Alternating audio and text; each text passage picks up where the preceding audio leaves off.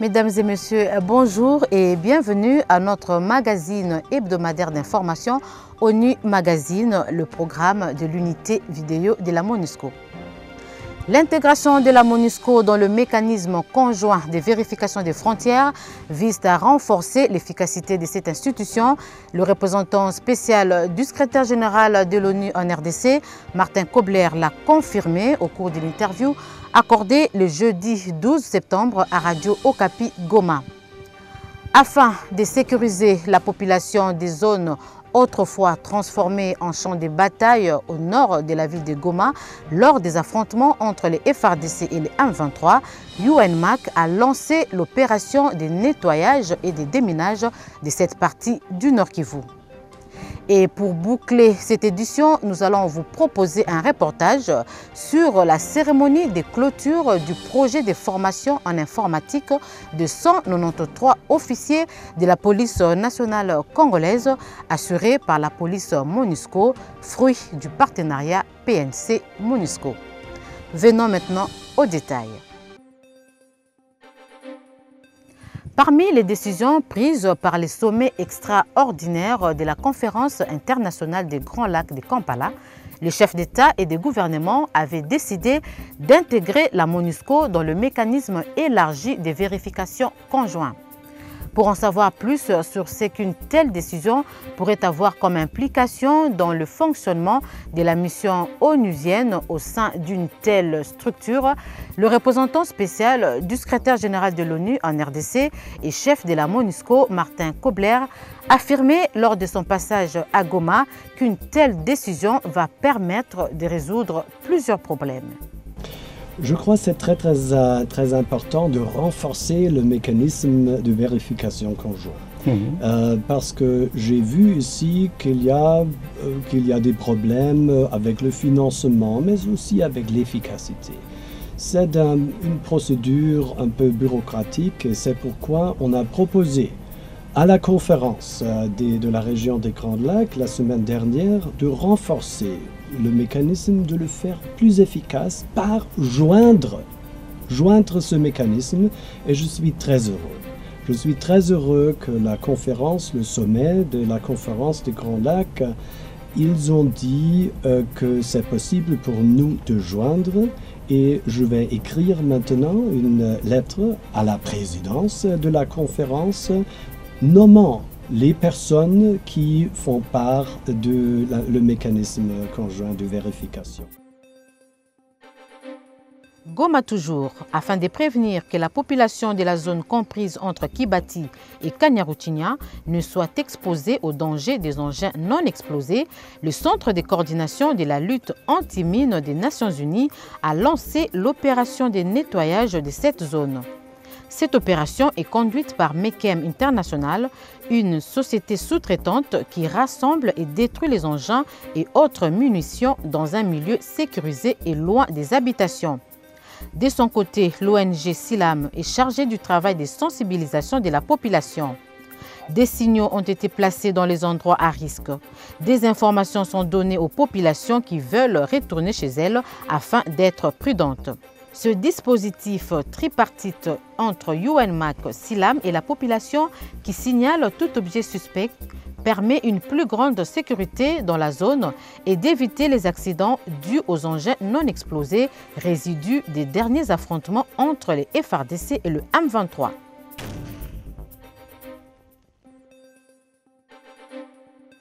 Kinshasa, clôture mardi 16 septembre de la session de formation des 50 femmes au siège social de l'ONG Congo Paix et Action pour le Développement, CEPAD en sigle.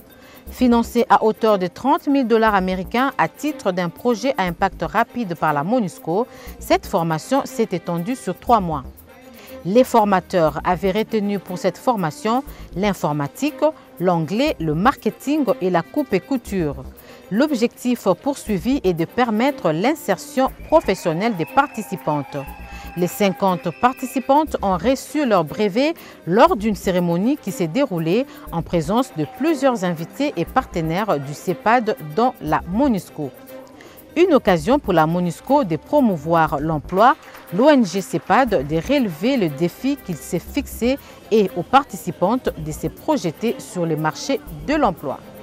Alors, je pense que c'est une opportunité pour la mission de financer un projet à caractère social et qui promouvoit le développement.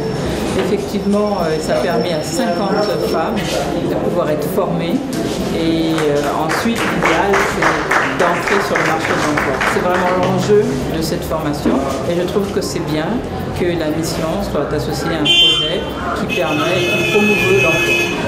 Tout d'abord, nous remercions la MONUSCO parce que nous avons commencé avec elle depuis 2007 pour former les jeunes filles. Aujourd'hui, l'engouement des jeunes filles à nos activités formatives nous pousse maintenant à nous étendre parce qu'on s'est limité juste à la commune d'Engadien.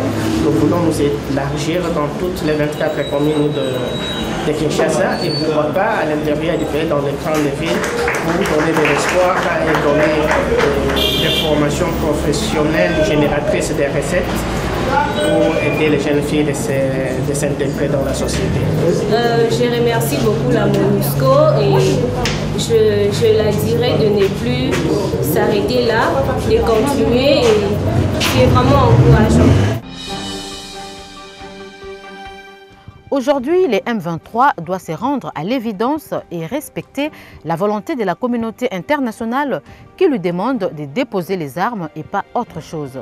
Sinon, il va s'exposer à la volonté de la communauté internationale exprimée à travers la résolution 2098.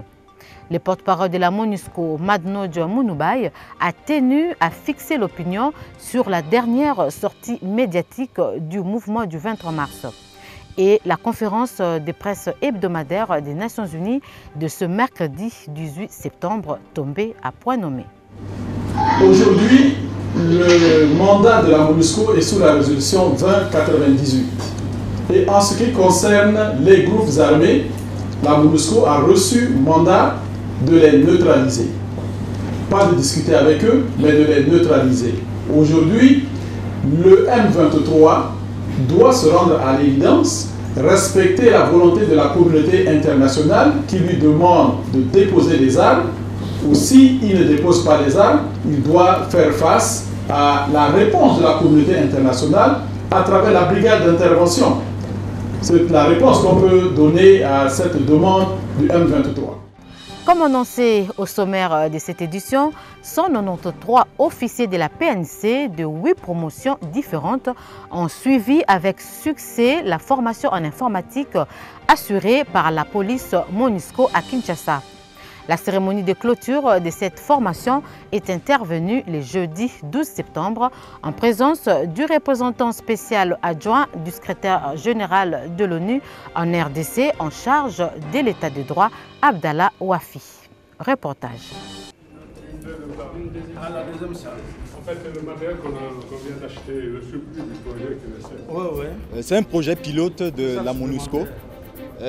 C'était dans le cadre de partenariat MONUSCO et PNC que ce projet a été mis en œuvre. Ça a été financé par le gouvernement de Luxembourg.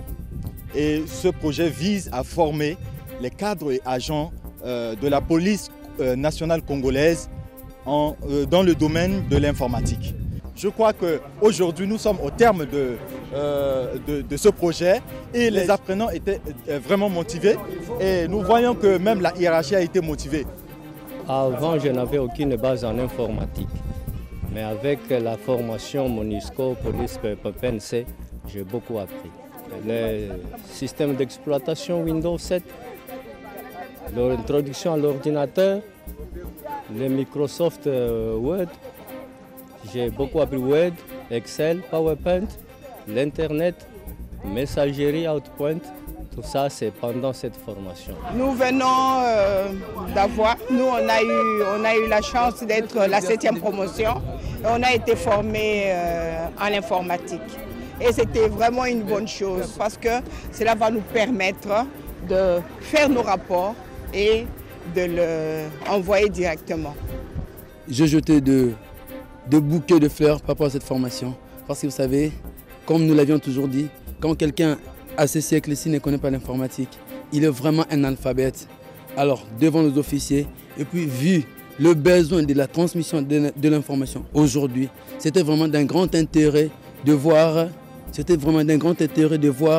le cadre de la police nationale congolaise apprendre l'informatique pour qu'ils ne soient plus dépaysés à n'importe quel endroit où ils peuvent se retrouver, et aussi pour faciliter vraiment cet échange d'informations dans différentes unités et pour bien faire leur travail qui est de la sécurisation des personnes et de leurs biens. Aujourd'hui, on ne peut plus travailler manuellement.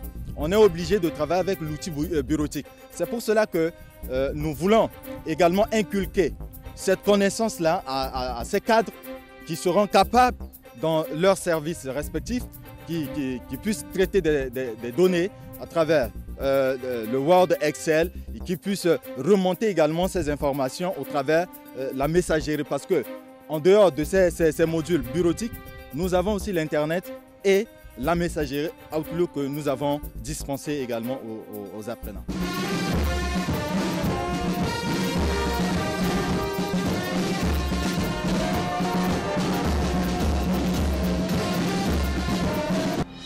C'est la fin de cette édition d'ONU Magazine.